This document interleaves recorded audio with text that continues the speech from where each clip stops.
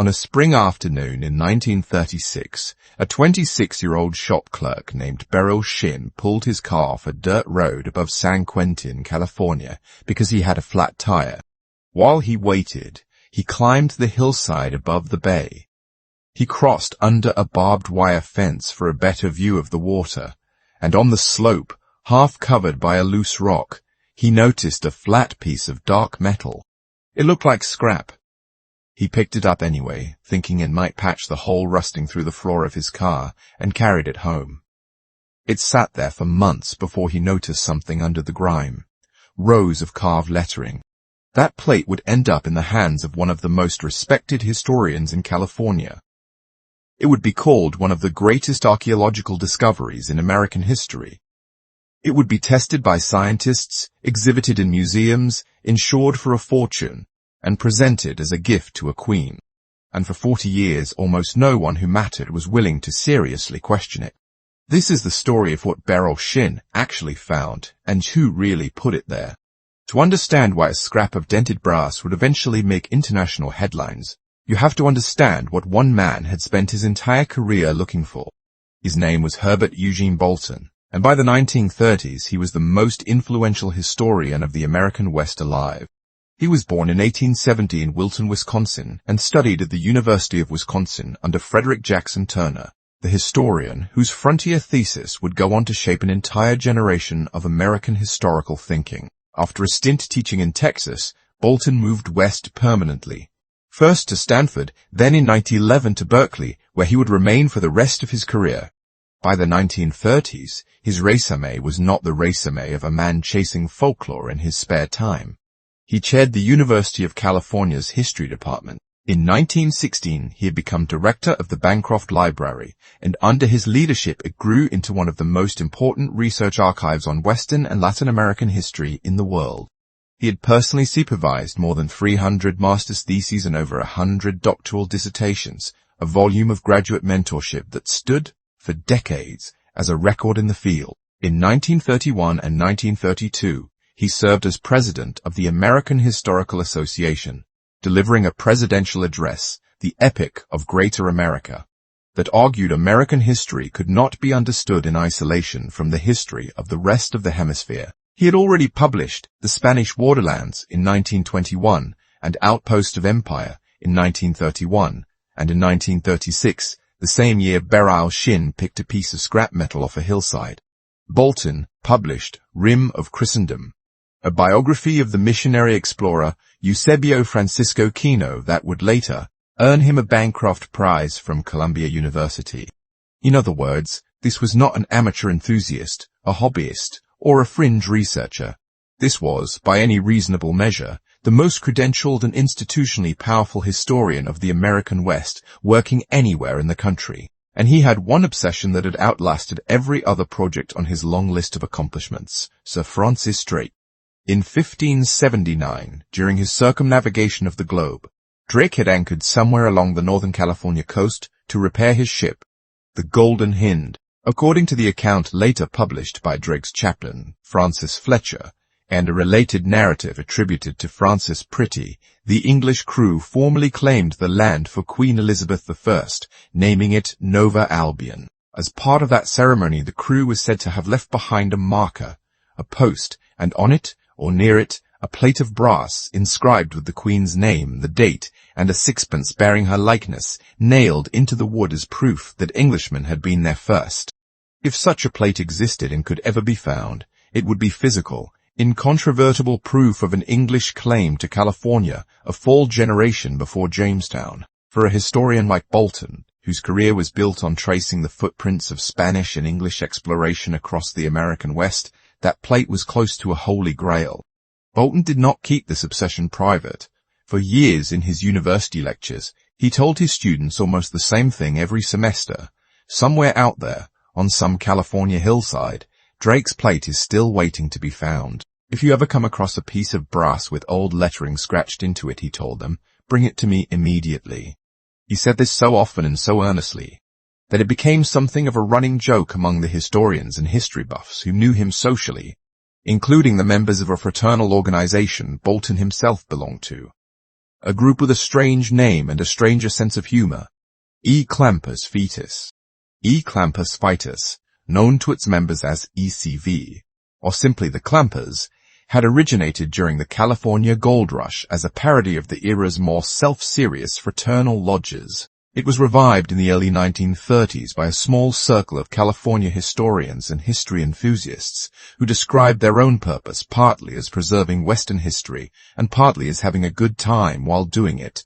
Bolton was a member. So were several other well-regarded historians and writers, men who spent their days in serious archival work and their evenings inventing elaborate, often theatrical pranks to play on one another. This detail matters more than it might seem to at first. The people around Bolton were not strangers to hoaxing. Hoaxing, staged with real craftsmanship and historical detail, was part of their culture. E. Clampers Vitus described its own purpose, with tongue firmly in cheek, as being dedicated to the erection of historical plaques, the protection of widows and orphans, especially the widows, and to having a genuinely good time while accomplishing those aims. Its members were serious historians, writers, map collectors, and archivists by day. But the organization's actual social function, especially after its 1930s revival, ran heavily toward elaborate practical jokes played on fellow clampers, often built around real historical research, real props, and real effort, precisely because the people playing the jokes were the same people who spend their professional lives caring about historical authenticity in the first place. A convincing prank to this particular crowd was itself a point of pride. That is the exact social environment Herbert Bolton spent his evenings in. The same friends who respected his scholarship, who valued his opinion on Spanish and English colonial history, who sat with him at clamper gatherings. Those were the people most familiar with his single greatest professional longing and most technically equipped to exploit it convincingly. None of that context was visible to Beryle Shinn on the day he climbed that hillside above San Quentin. He was not a historian. He had no connection to Bolton, to Berkeley, or to E. Clampers Vitus. He was, by every account that survives, simply a young man with a flat tire who picked up a piece of metal because it looked useful. Shinn's own explanation of the discovery, later recorded by people who spoke with him, was almost aggressively unglamorous. He had pulled over because of car trouble. He climbed the hill out of boredom while he waited. He found the plate lying partially exposed, dislodged a rock to get a better look, and took it home thinking it might cover a rust hole in his car's floorboard. He did not immediately recognize any writing on it. It sat around his home, essentially forgotten, for months. It was only when Shinn happened to show the plate to a friend, a student at UC Berkeley, that its significance began to surface. The friend recognized the carved lettering as something more than scrap markings, and remembered exactly what Professor Bolton had been telling his classes for years. If you ever find an old brass plate, bring it to him. In February 1937, Shinn carried the plate into Bolton's office at the Bancroft Library. What happened next is one of the best documented emotional reactions in the history of American historiography, because Bolton wrote about it himself, and colleagues who witnessed it described it afterward. For a man who had spent decades telling students that Drake's plate was out there somewhere, being handed what appeared to be exactly that object was not a minor professional event. It was the apparent fulfillment of a life's ambition. Bolton examined the plate closely. It measured roughly 5 by 8 inches. One side bore an inscription, crudely but deliberately carved, describing a land claim in the name of the English crown, referencing Nova Albion, and bearing a date consistent with 1579. There was a cut hole near one edge, which Bolton connected to the accounts describing a plate nailed or fastened near Drake's post. He compared the wording against the surviving Elizabethan-era descriptions of the ceremony, the closest thing anyone had to an eyewitness record. To Bolton, the details lined up closely enough to be extraordinary. He did not simply file a curious report. He contacted Robert Gordon Sproul, the president of the University of California, and Alan L. Chickering, the president of the California Historical Society, and told them he believed this was one of the most significant historical artifacts in the story of the American West. This is where the human story becomes inseparable from the evidence story. Herbert Bolton was, by every account, an exacting and respected scholar. He was not a fringe figure chasing a fantasy. He was the establishment, and that is precisely why what happened next mattered so much. Because when the most credible historian in California tells the university president and the State Historical Society that Drake's plate has been found, institutions move. Chickering and Bolton began negotiating to purchase the plate from Shinn for the California Historical Society, offering $2,500, a significant sum in Depression-era California, equivalent to tens of thousands of dollars today, and agreeing to assume all risk regarding whether the plate would ultimately be proven authentic. Then, in the middle of those negotiations, something happened that should have been a warning sign, though almost no one treated it as one at the time. The day after informally agreeing to the sale, Shinn asked for the plate back. He told Bolton he wanted to show it to his uncle before finalizing anything, and that he would return it shortly afterward. He did return it. The sale went through not long after, but that small strange detour, an 11th-hour request to take the plate away again for reasons that were never fully documented, sat quietly in the record for decades, a loose thread nobody pulled very hard on while the excitement of the discovery was still building. By the time the plate was formally announced to the public in April 1937 at a meeting of the California Historical Society, it was no longer simply an object Beryle Shinn had picked up off a hillside. It had become, in the eyes of the state's most respected historian, physical proof that England had claimed California generations before any other European power had a serious presence there. The clerk who found it disappears almost entirely from the story after this point. The plate belonged to history now, or so everyone involved believed. What nobody in that room in April 1937 knew was that the story of how the plate came to be on that hillside had almost nothing to do with Francis Drake at all. The announcement in April 1937 was not a quiet academic footnote. It was front-page news. Newspapers across the country picked up the story of the California college professor, who had apparently confirmed the location of England's first, forgotten claim to the New World. The plate was displayed. Photographs of it circulated widely. It was described in essentially those words as proof that Sir Francis Drake had beaten every other European power to northern California by decades. For historians working in the field of early American exploration, the timing could not have been more perfect. The plate did not simply confirm a colorful legend. It appeared to validate one of the specific textual accounts of Drake's landing that scholars had been arguing over for more than 3 centuries. The wording on the plate echoed language found in Francis Pretty's account of the voyage. The reference to Nova Albion matched what historians already believed Drake had called the land. Even the physical damage, a ragged, punched-out hole near one edge, appeared consistent with the idea of a plate that had once been nailed to a wooden post, exactly as the old accounts described. Bolton did not rely on his own enthusiasm alone.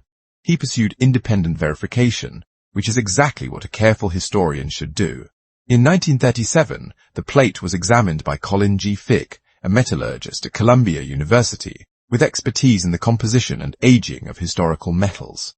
Fink's analysis concluded that the plate's brass alloy and the patina, the surface corrosion on it, were consistent with genuine age and exposure to the elements over centuries. Later summaries of the case would also describe organic plant residue reportedly found on the plate during this early examination, which some took as further evidence that it had spent a long time exposed outdoors.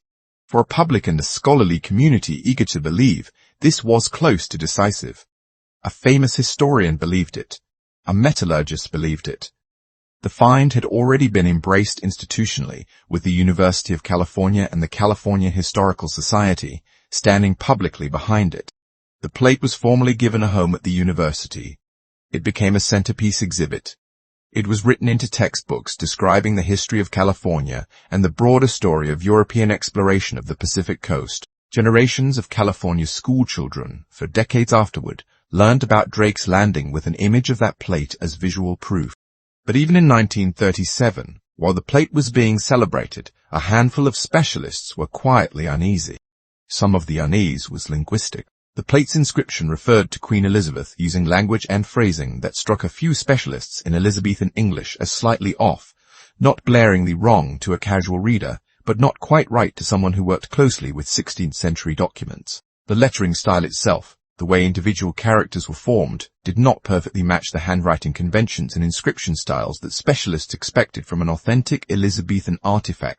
There were also practical questions about the object itself. If the plate had genuinely been left outdoors, nailed to a post, exposed to the coastal weather of Northern California for over 3.5 centuries before being buried, dislodged, and eventually half exposed again on a hillside, would it really look the way this plate looked, with the edges, the hole, the surface texture all appear consistent with that specific, very long, and very particular history? These questions did not stop the plate's public celebration. Bolton's stature, combined with Fink's metallurgical findings, was enough to carry the discovery past most skepticism for the time being. Doubt, where it existed, remained mostly private, expressed in letters between a few specialists or in cautious asides at academic gatherings, rather than in public challenges to a discovery that the University of California itself had endorsed. This is where the story's central tension actually begins. Not with the discovery itself, but with the gap between how confidently the plate was presented to the public and how much genuine uncertainty already existed among people who had looked closely at the details. There is a strange irony buried in this gap, one that would only become fully visible decades later. The qualities that made a handful of specialists uneasy. The slightly wrong phrasing, the crude tool marks, the specific way the plate had apparently been damaged and half buried, were not flaws in an ancient artifact. They were, as it would eventually turn out, deliberate design choices. Someone had built those details into the plate on purpose, to make it look exactly like something that had been left outdoors, damaged and forgotten for centuries. In other words, the details that should have raised the most suspicion were the details that had been most carefully engineered to survive scrutiny, at least the level of scrutiny available with 1930s tools and methods. Because at the time, there was no reliable way to date a piece of brass with real precision. Chemical analysis of metal alloys in the 1930s could tell you something about general composition, but not with anything close to the certainty that later 20th century laboratory techniques would eventually provide. Fink's 1937 examination represented the best science available at the time. It was not dishonest. It was simply working with tools that were not yet capable of catching what a more advanced examination would later reveal.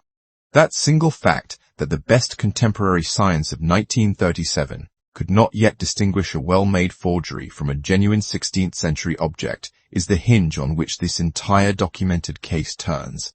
Meanwhile, the plate's public life continued to grow. It became more than a museum piece. It became a symbol invoked in discussions of Anglo-American history in California's colonial era past. In the decades that followed its unveiling, it was referenced in serious academic scholarship about early Pacific exploration. It was cited in historical works discussing the earliest European claims to the West Coast. When Queen Elizabeth II visited the United States decades later, a replica of the plate was presented to her as a historically significant gift, a gesture that would have made little sense if there had been any serious institutional doubt about its authenticity. By the middle of the 20th century, Drake's plate of brass was not treated as an open question. It was treated as settled history. Herbert Bolton died in 1953.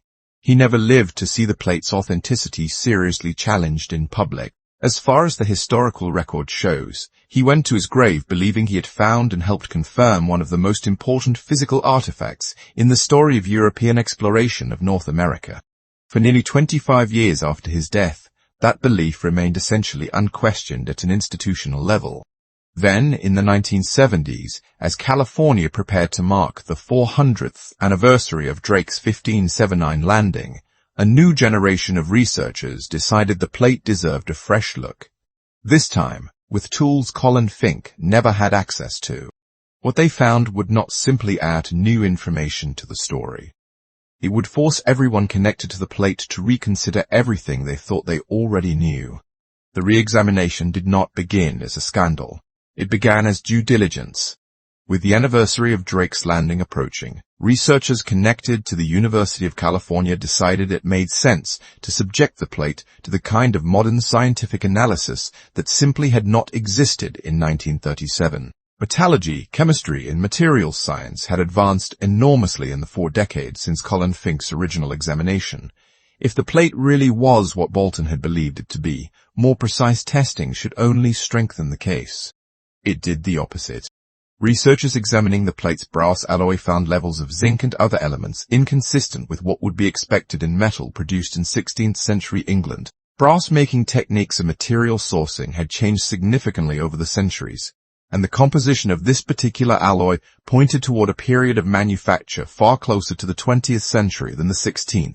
Physical construction of the plate told a similar story. Under close inspection, the tool marks used to cut and shape the plate and to punch the now famous hole near its edge appeared consistent with more modern metalworking equipment, rather than the hand tools available to an Elizabethan sailor working with what he had on board a ship.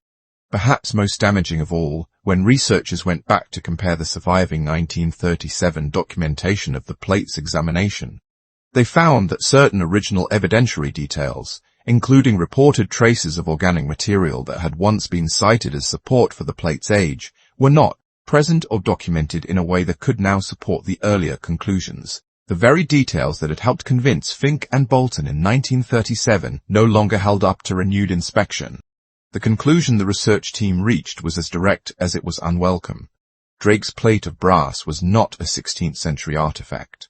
It was a modern forgery, likely created sometime in the years shortly before its discovery, in 1936. The announcement, when it came, made headlines just as the original discovery had 4 decades earlier, except this time the story was about the University of California publicly disavowing one of its most celebrated historical treasures. One widely circulated headline at the time stated flatly that the university itself now considered the plate a hoax. For the institutions involved, this was not a small correction. The plate had been displayed for decades as a centerpiece artifact. It had been written into textbooks. It had been presented to a queen. Herbert Bolton's professional legacy was, to a real degree, tied up in a discovery that had just been publicly declared fake. But identifying that the plate was a forgery answered only one layer of the mystery. It did not answer the question that mattered just as much. If this was not a genuine 16th century relic, then who made it? And why did they go to such trouble to make sure it was found? This is the point where the investigation had to shift entirely. The question was no longer simply, is this real? The question became, someone built this, hid it, and let it be discovered near San Quentin in 1936. Who, and for what purpose? The early theories were not especially charitable. Some assumed the plate had been created as a deliberate act of fraud, an attempt to profit from selling a fake historical treasure or to manufacture a piece of false evidence for some other agenda. Given that Bolton and the California Historical Society had paid $2,500 for the object, a financial motive seemed like the obvious place to look. But that explanation ran into a problem almost immediately. If the plate had been created purely as a money-making scam, the natural approach would have been to sell it directly and quickly, ideally to someone who wouldn't examine it too closely. Instead, the plate's actual path to the public was strange and indirect. It was apparently left outdoors, in a location tied to Drake's documented landing site, deliberately blackened and roughened to look aged, and then left for someone, anyone, to eventually stumble across.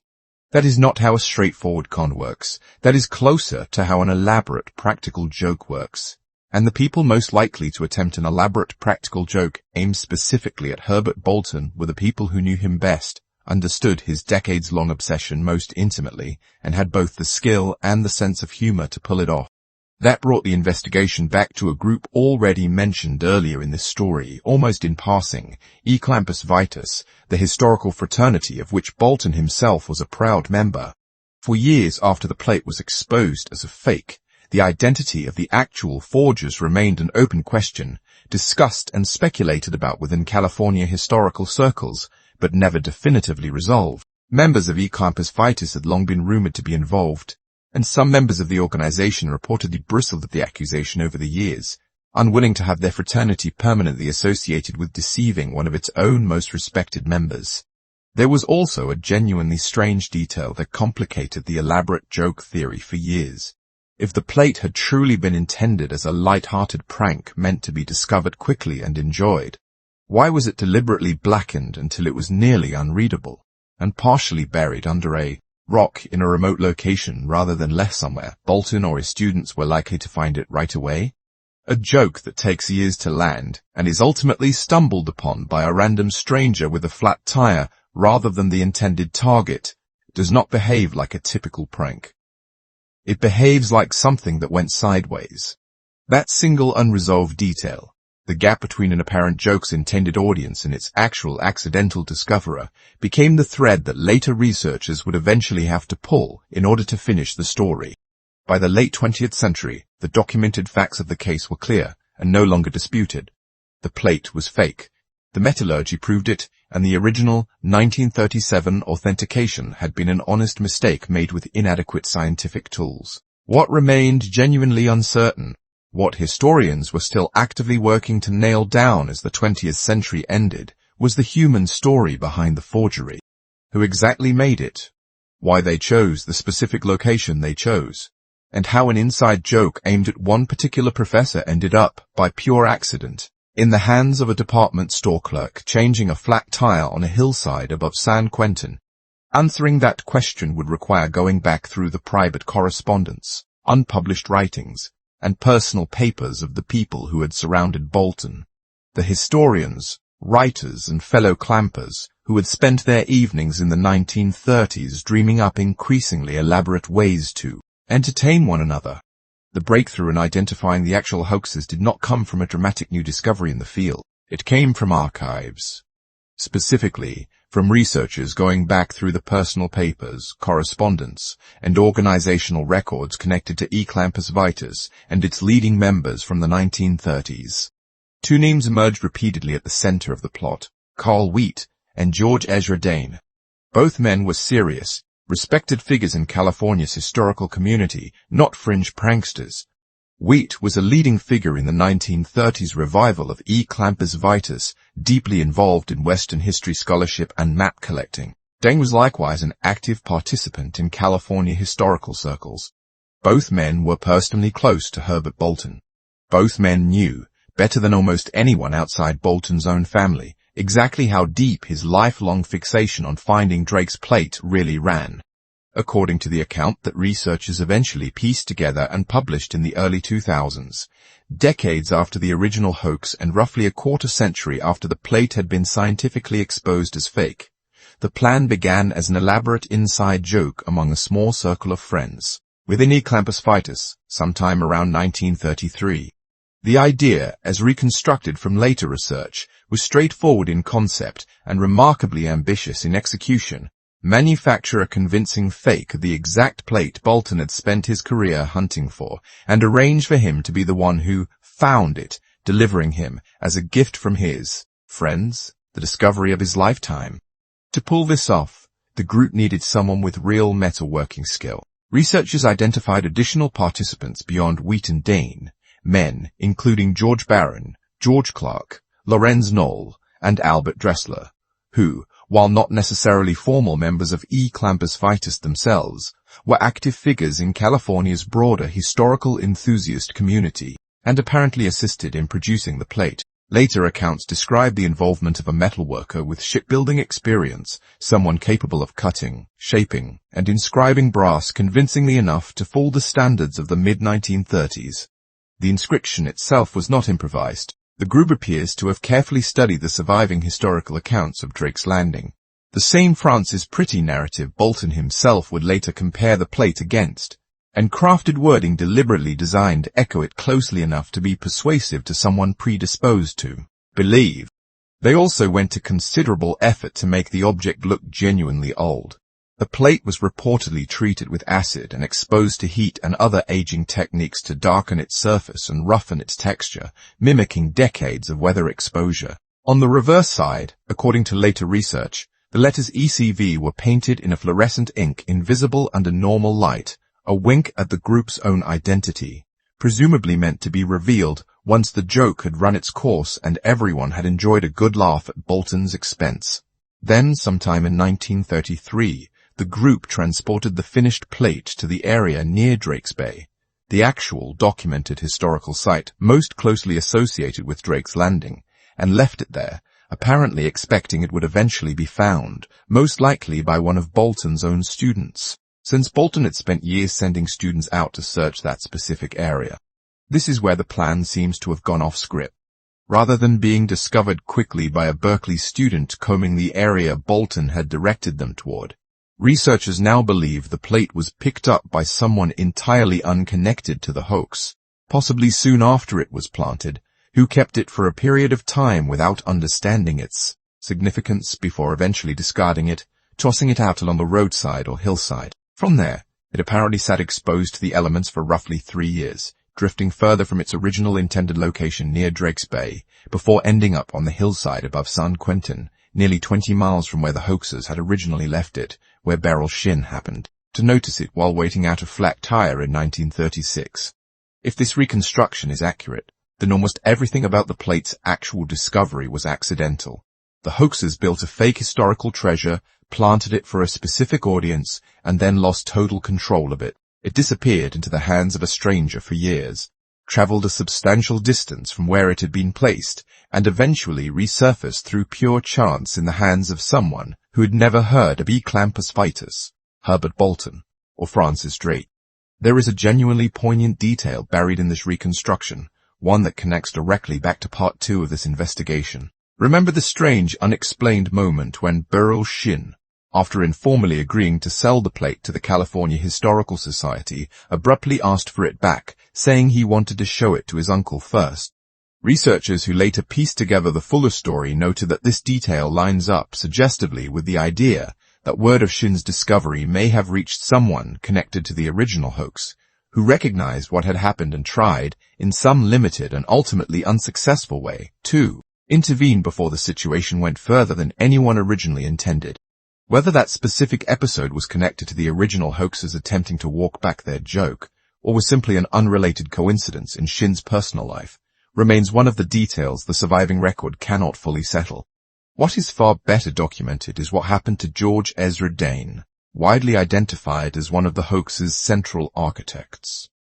Dane died in 1940, only a few years after the plate's triumphant public unveiling, without the hoax ever having been publicly revealed during his lifetime, whatever he intended the joke to accomplish.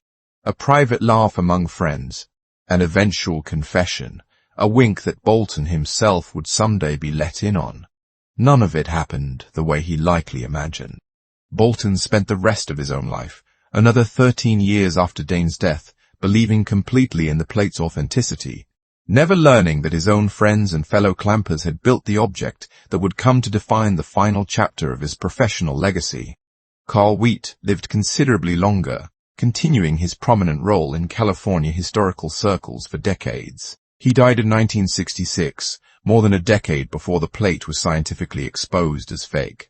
And there is no clear surviving record of Wheat ever formally confessing his role or explaining the full details of what had happened, leaving much of the reconstruction to be assembled after his death from the Bushra papers and testimony he and others left behind. By the time researchers were able to confidently name the people most likely responsible, publishing their findings in California History, the Journal of the California Historical Society, in the early 2000s, every major figure directly involved in the original 1933 plot was dead. Bolton was dead. Dane was dead. Wheat was dead. Even Beryle Shinn, the accidental finder whose flat tire had set the plate's second act in motion, had long since faded from the public record.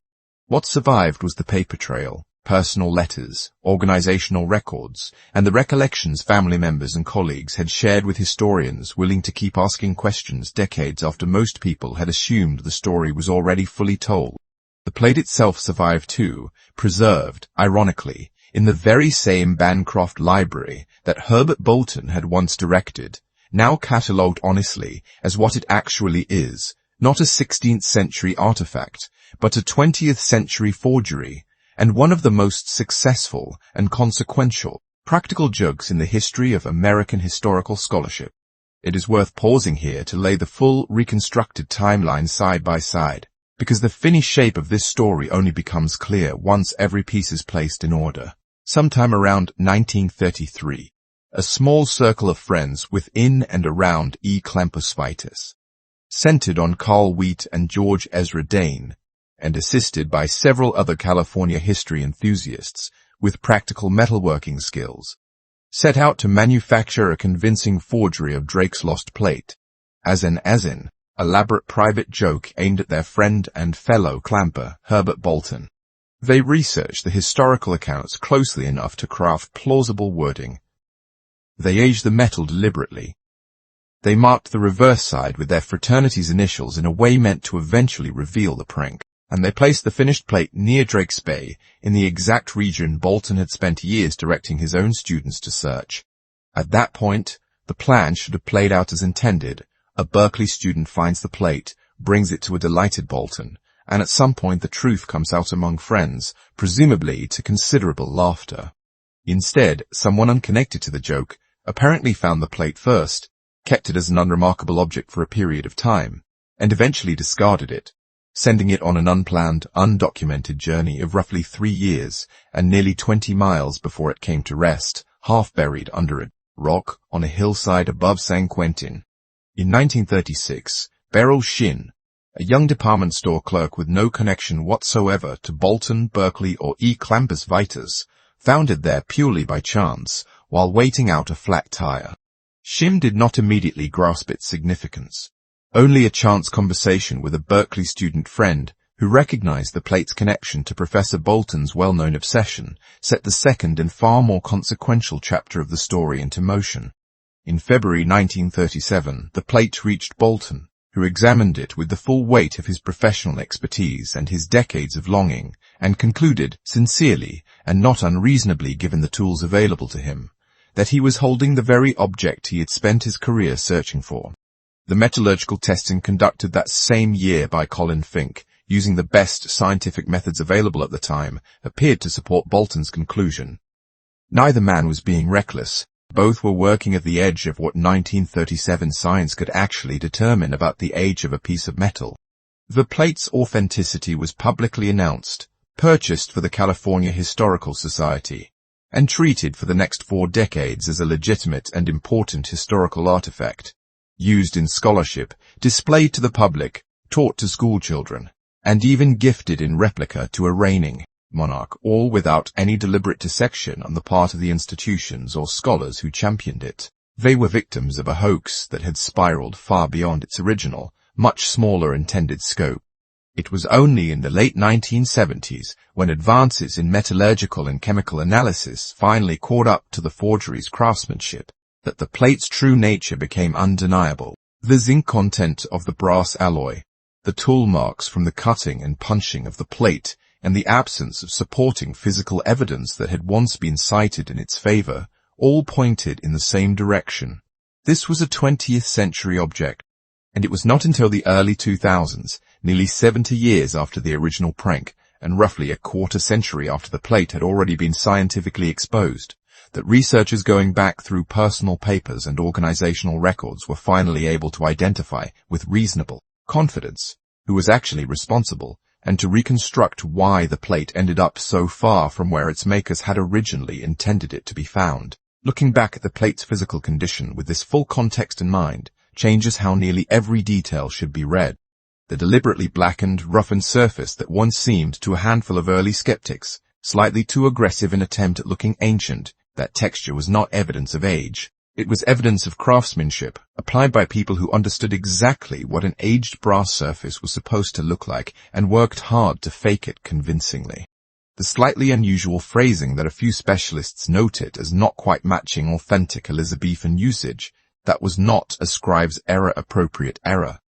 It was a 20th century hoaxer's best attempt at recreating language from a period he had studied but not lived through.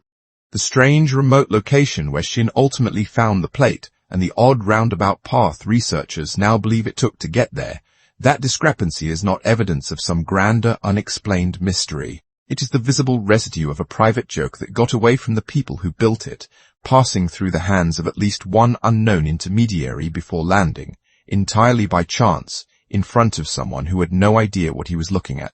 And Beryle Shinn's brief, unexplained decision to reclaim the plate from Bolton before finalizing its sale, a detail that seemed like a minor curiosity in 1937, takes on new, though still not fully certain, significance once you know that people connected to the original hoax may well have become aware in real time that their joke had spiraled into something far bigger than intended, and that at least one of them may have tried, briefly and unsuccessfully, to slow it down. None of this diminishes what Herbert Bolton actually accomplished across his career, nor does it suggest he was foolish for believing what he believed. He evaluated the plate using the best comparative textual analysis and the best scientific testing available to any historian in 1937. He was deceived by people who knew him personally, who understood his life's work intimately, and who built an object specifically and skillfully designed to satisfy exactly the kind of scrutiny Bolton was capable of applying at the time. The genuine failure here was not one of judgment. It was a failure of available technology. A 40-year gap between the sophistication of the forgery and the sophistication of the science required to catch it. That gap is, in its own way, the real subject of this documentary. Not simply, was the plate real, but how easily even careful, credentialed, well-intentioned experts can be led astray by evidence built to satisfy the exact standards they are trained to apply, and how long it can take, sometimes decades, for the tools of verification to catch up with the tools of deception. What remains, even now, is not entirely settled. Historians are reasonably confident in the broad outline of who orchestrated the hoax and roughly how it was built. They are considerably less certain about precisely how the plate traveled from Drake's Bay to the hillside above San Quentin, who first picked it up and later discarded it, and exactly what, if anything, Beryle Shinn's uncle had to do with the strange detour in the 1937 sale negotiations. Those gaps are not failures of the investigation. They are the honest limits of what nearly a century of surviving evidence can actually support. It is worth walking back through this investigation one more time slowly, because almost every piece of evidence introduced along the way means something different now than it did the first time it appeared. Go back to the opening image, a flat tire, a bored young man climbing a hillside, a piece of dark metal wedged under a rock. At the time it was introduced, that image was simply a discovery. Now it reads as the tail end of a much longer unplanned journey. The final resting point of an object that had already traveled roughly 3 years and nearly 20 miles from where its makers actually intended it to be found. Go back to Bolton's decades of lectures, telling his students, year after year, to bring him any old brass plate they came across. At the time, that habit was presented simply as evidence of a scholar's harmless, long-running enthusiasm. Now it reads as something closer to a target painted on his own back. A public, repeated, entirely sincere announcement of exactly what would be needed to deceive him, made to a room that, at least occasionally, included the very people who would go on to do it. Go back to the plate's blackened, roughened surface, introduced in Part 3 as one of the details that made a handful of early specialists quietly uneasy. At the time, it was framed as a texture that might, or might not, be consistent with centuries of weathering. Now it reads as evidence of craftsmanship. Someone who understood exactly what old brass was supposed to look like, and who worked, with acid and heat, to fake that look convincingly enough to satisfy the best metallurgical testing available in 1937. Go back to the plate's carefully chosen wording, echoing Francis Pretty's centuries-old account closely enough to persuade Bolton it was genuine. At the time, that closeness was presented as corroborating evidence. Now it reads as the work of someone who had done real archival research into the same primary sources Bolton himself relied on. Someone playing the same scholarly game Bolton played, on the same terms, well enough to win. Go back to Colin Fink's 1937 metallurgical analysis, which found the plate's brass alloy and patina consistent with genuine age. At the time, that finding looked like independent scientific confirmation.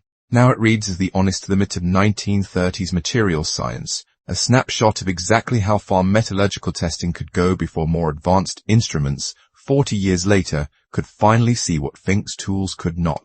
And go back, one more time, to that strange, small detail from Part 2. Beryle Shinn, the day after informally agreeing to sell the plate, asking for it back so he could show it to his uncle. At the time it was introduced, this looked like nothing more than an odd personal errand. It is still not fully explained, The surviving record does not prove what happened during that brief interruption, but knowing everything that came after, it is at minimum a strange coincidence, and at most a genuine near miss, a moment when the truth may have come within reach of surfacing 50 years earlier than it actually did, only to slip away again into decades of sincere, well-credentialed belief. None of these individual reversals were visible the first time each detail appeared. That is, in the end, the whole shape of this particular investigation, a series of details that looked like modest supporting evidence for authenticity, and that turned out, once the full picture was finally visible, to be a nearly complete blueprint for exactly how the deception was built. So return for a moment to that hillside above San Quentin in 1936. A young man with a flat tire climbs a slope to pass the time. He notices a dark, flat piece of metal wedged half under a rock. He picks it up, thinking it might patch a hole in his car. He carries it home and mostly forgets about it. At the time, that is all it was, an object, its meaning completely unknown to the one person standing closest to it. What we can say with confidence, based on the surviving documented record, is this. The plate Beryle Shinn found was manufactured in the 20th century, almost certainly around 1933, by a small circle of California history enthusiasts connected to the fraternal organization E. Clampus Vitus, centrally including Carl Wheat and George Ezra Dane, working with several collaborators, skilled enough in metalworking to produce a convincing period forgery. It was created as an elaborate private joke aimed at their friend, the historian Herbert Bolton, whose real, well-documented, decades-long obsession with finding Drake's actual plate made him the perfect and perfectly vulnerable target. It was planted near Drake's Bay, the historically documented site associated with Drake's 1579 landing, almost certainly with the expectation that it would be found relatively quickly by one of Bolton's own students. What we can say with reasonably high confidence based on the physical evidence and the researcher's later reconstruction is that something went wrong with that plan. The plate did not reach its intended audience quickly. It appears to have passed through the hands of at least one other person, unconnected to the hoax, before eventually being discarded and left exposed for roughly 3 years, ending up nearly 20 miles from where it had originally been placed. What we can say happened next is fully documented. Shinn found it in 1936. Bolton examined it in February 1937 and believed, sincerely and based on the best available historical and scientific analysis of the time, that he was holding an authentic 16th century artifact.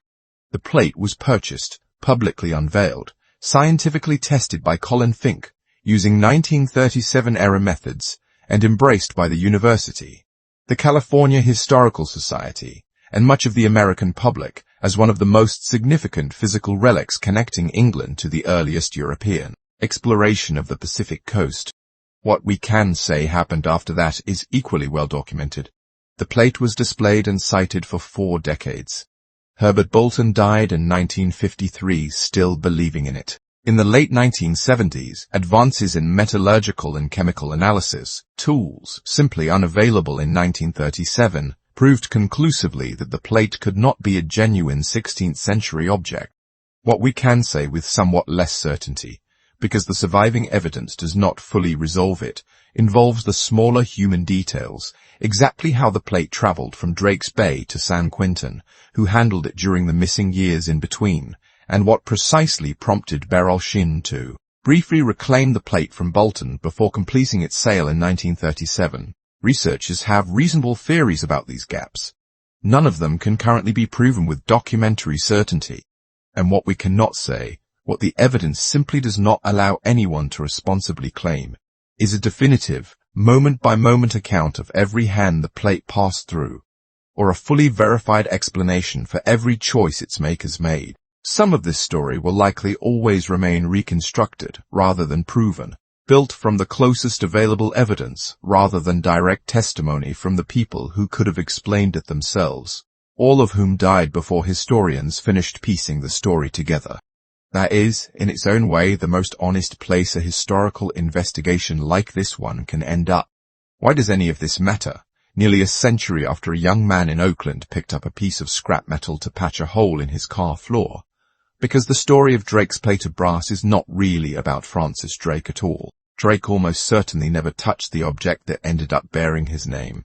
The real story is about how quickly even careful, expert, well-credentialed people can be led to believe something is genuine when it is built specifically to satisfy the standards they know how to apply, and about how long it can take for the tools of verification to finally catch up with the tools of dissection.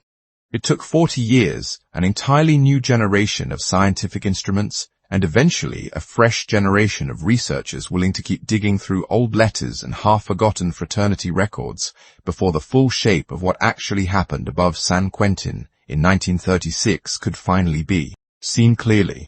The plate itself still exists today, preserved at the Bancroft Library, the very institution Herbert Bolton once directed, no longer displayed as a national treasure, but kept as something arguably more interesting, honest evidence of exactly how a convincing piece of history can be built, believed, and eventually unbuilt again, one careful examination at a time.